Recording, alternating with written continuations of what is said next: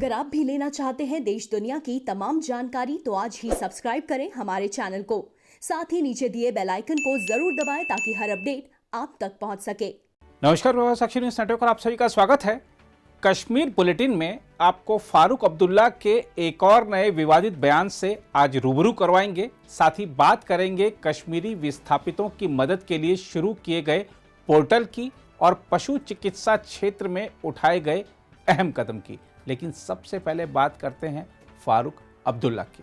National conference के अध्यक्ष फारूक अब्दुल्ला ने उम्मीद जताई है कि तालिबान की सरकार अच्छा काम करेगी। जिस सरकार में प्रधानमंत्री से लेकर मंत्री तक आतंकवादी हैं, उस सरकार की हिमायत करते हुए फारूक अब्दुल्ला ने यह भी कहा कि अफगानिस्तान से सभी पड़ोसी देशों को अच्छे संबंध बनाकर रखने चाहिए। फारूक अब्दुल्ला ने 370 की वापसी और पूर्ण राज्य के दर्जे की वापसी पर भी अपना रुख एक बार फिर स्पष्ट किया। डॉक्टर साहब, आपने इलेक्शन की बात की, तो जम्मू कश्मीर में इलेक्शन का क्या स्टैंड है? देखिए, मैं जानता नहीं हूँ कब होंगे, मगर नेशनल कॉन्फ्रेंस इलेक्शन से दूर नहीं रहेगी।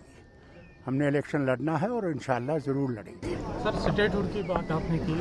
देखिए, जहाँ तक स्टेटहुड है और जहाँ तक 370 का मामला है, 35A का मामला है, हम तो उसमें डटे हुए हैं। उसमें हम में कोई शिगाफ नहीं आया है उसमें, और इंशाल्लाह एक दिन उसको ज़रूर कामयाबी से लेंगे। और सब जिस तरह से अफगानिस्तान में हालात बने हुए हैं, तो क्या इम्पैक्ट यहाँ पे पड़ सकता है? देखिए, अफगानिस्तान एक अलग मुल्क है और उन्हें अब उस मुल्क को संभालना जो वहाँ पे आए हैं।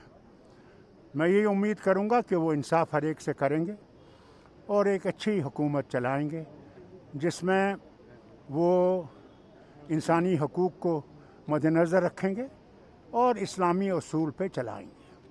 मैं साथ साथ ये भी कहूँगा कि उन्हें कोशिश करनी चाहिए हर मुल्क के साथ अपने दोस्ताना ताल्लुक़ पैदा करने की। उधर जम्मू कश्मीर के उपराज्यपाल मनोज सिन्हा ने कश्मीरी विस्थापितों की अचल संपत्तियों से संबंधित शिकायतों के समयबद्ध निवारण के लिए एक ऑनलाइन पोर्टल शुरू किया है।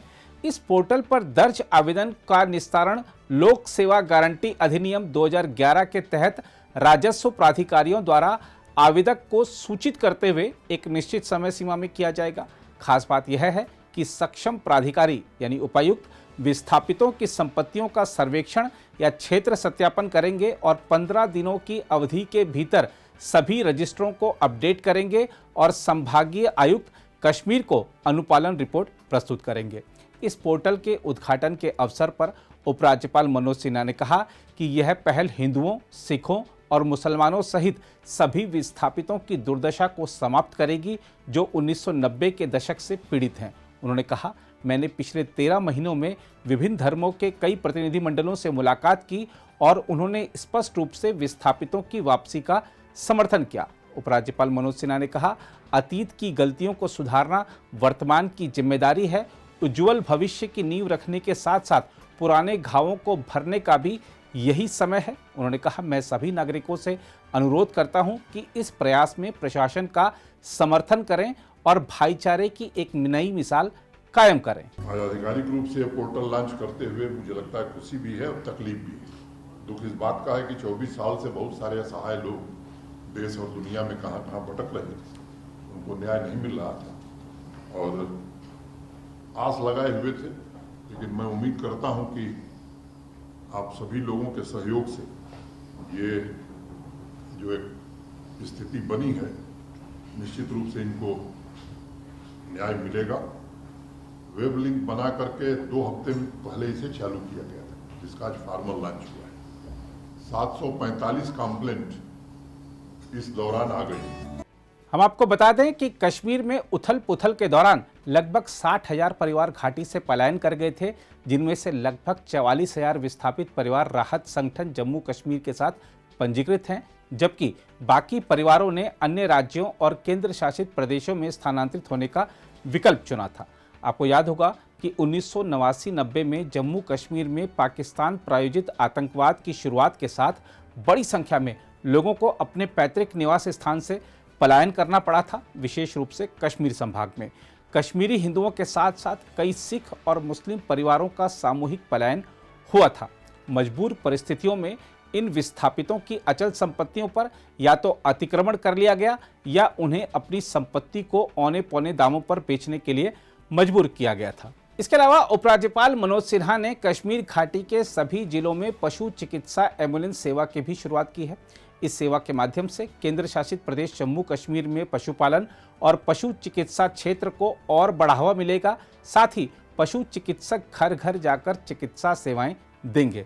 इस योजना से पशुपालन में लगे लोगों को क्या क्या लाभ होगा, इस बारे में श्रीनगर में प्रभा साक्षी संवाददाता ने पशुपालन विभाग की निदेशक पूर्णिमा मित्तल से बातचीत की। आइए देखते हैं साक्षात्कार। देखिए, ये जो एम्बुलेंसेस पर लॉन्च की हमारे ऑनरेबल एलजी साहब ने आज के दिन में, उसका एक बहुत बड़ा मकसद ये था कि अभी तक एम्बुलेटरी सर्विसेज और एम्बुलेंस सर्विसेज हम प्रोवाइड नहीं कर पा रहे थे, खासकर फार्मर को, जहाँ पे क्योंकि उसका जिस समय एनिमल बीमार होता है, डिस्ट्रेस हो जाता है, वो कहाँ किससे कांटेक्ट करे, कभी शाम का टाइम है, तो एक ये मोबाइल वेटरनरी क्लिनिक का कॉन्सेप्ट हमने स्टेट की तरफ से लास्ट ईयर इनिशिएटिव लिया था एलजी साहब ने, और वो हम फुलफ़िल कर पाए, जिसमें हमारी पूरी मेडिसिन है, इमरजेंसी मेडिसिन है, पोस्टमार्टम किट है, सर्जिकल किट्स हैं, इवन एआई कराने के लिए है, या छोटी मोटी अगर सर्जरी करनी पड़ती है ड्यूरिंग डिलीवरी किसी गाय की, तो वो सारे इक्विपमेंट्स इन एम्बुलेंसेज में हमने प्रोवाइड किए हैं।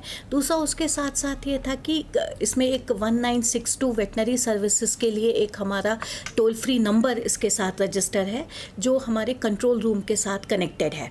तो कोई भी फार्मर अगर उस नंबर पे कांटेक्ट करता है तो इमीडिएटली वो कॉल ट्रांसफ़र हो जाएगी कंसर्न डिस्ट्रिक्ट में, और वहाँ की ये सर्विसेज, एम्बुलेंस सर्विसेज उसके पास पहुँच जाएंगी। अगर एनिमल स्मॉल है तो उसको लिफ्ट करके हॉस्पिटल तक ला सकते हैं, और इन केस लिफ्ट नहीं कर सकते तो ऑन स्पॉट उसका ट्रीटमेंट किया जा सकता है, अलॉन्ग विद डॉक्टर और paravet with medicine with all equipments, वो इस जगह पे पहुंच जाएंगे। तो एक फर्स्ट टाइप इनिशिएटिव है जिसको इस समय बहुत लार्ज स्केल पे लिया है।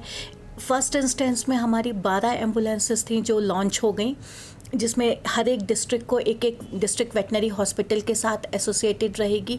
साथ में हमारा एक सेंट्रल वेटनरी जो रेफरल हॉस्पिटल है श्रीनगर के अंदर, उसके साथ एक है। और कुछ हमारे स्ट्रे एनिमल्स होते हैं, जैसे आपको पता है कि कहीं पे किसी डॉग का, कहीं किसी हॉर्स का, या रोड पे कोई एक्सीडेंट हो जाता है या वो कहीं पे गिर जाता है, एनिमल वेलफेयर बोर्ड उन चीज़ों की केयर करता है। तो एक एम्बुलेंस हमने एनिमल वेलफेयर बोर्ड को दी है कि इस तरीके से जो स्ट्रे एनिमल्स हैं और या कहीं पे एक्सीडेंटल एनिमल्स जो होते हैं, वो उनको लिफ्ट करके उनको प्रॉपर ट्रीटमेंट प्रोवाइड कर सके। इसके साथ साथ मैं आपको बताना चाहूँगी कि ये हमारा इन फर्स्ट फेज़ हुआ है, और हमारी 24 व्हीकल्स कश्मीर डिवीज़न के लिए आ रही हैं mobile veterinary clinics. This is first time in the, हम पूरे एरिया में कह सकते हैं, नॉर्दर्न एरिया में, नॉर्दर्न इंडिया में, और स्टेट में तो है ही ये फर्स्ट टाइम। उसमें मोबाइल वेटनरी क्लिनिक की जो व्हीकल है वो इससे भी ज़्यादा बड़ी है, ऑल इक्विप्ड है, जिसमें आप सर्जरी भी कर सकते हैं, हमारा डॉक्टर वहीं पे सर्जरी कर सकता है, और साथ साथ उसमें हाइड्रोलिक लिफ्ट लगा है कि बड़े एनिमल को हम लिफ्ट करवा सकते हैं। तो वो अभी अंडर फैब्रिकेशन है, 1 महीने 1.5 महीने के अंदर अंदर वो भी सारी लॉन्च हो जाएंगी। तो ये बहुत अच्छा इनिशिएटिव लिया गया था गवर्नमेंट की तरफ से, एलजी साहब ने इसका इनिशिएटिव लिया है। तो उस ड्रीम को हम फुलफ़िल कर रहे हैं कि फार्मर को उनकी वेटरनरी फैसिलिटी उनके डोर स्टेप पे मिल जाए।